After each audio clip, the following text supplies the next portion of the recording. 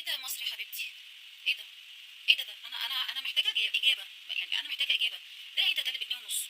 رحت للراجل عشان اشتري بقدونس اداني ده. ده ايه ده انا مش فاهماه. ده انا مش لاقيه بقدونس. انا نفسي اشوف البقدونس مش لاقياها. فين الفروع البقدونس؟ بجنيه ونص طبعا. انا قلت له ايه ده؟ دي هتعمل لي ايه؟ دي ولا ما تكفيش طبق صغير سلطه قد كده؟ اداني دي بقى فوقيها. يعني اتنين دول كده ب 3 جنيه. فانا مش فاهمه ده ايه. انتوا لو بتسقوه عصير مانجا مش هيطلع لي الحزمه دي. ده انا مش فاهمه. يعني انا دلوقتي لو عايزه اعمل محشي، يعني اصرف على الخضره لوحديها 30 جنيه. ما هو دول ب 3 جنيه. فانت عندك الكزبره والبقدونس والشبت، كل واحد فيها اقول مثلا 3 حزم من دول 30 جنيه. انا مش فاهمه ده ايه. احنا ايه ده؟ نوصل لفين؟ انا مش عارفه والله العظيم. انا نفسيتي تعبت. انا نفسيتي تعبت. ويعني انتوا لازم تشوفوا لكم حل. يبقى خلاص نهر النيل بطل يروي الزرع ولا ايه؟ ما انا مش فاهمه يعني.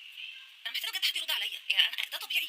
يعني انتوا في انحاء الجمهوريه كلها الستات لما بتشتري الحزمه بجنيه ونص كده، ماسكاها كده كده، ولا انا اتضحك عليا ولا ايه؟ ما انا مش، انا عايزه افهم والنبي حد يرد عليا.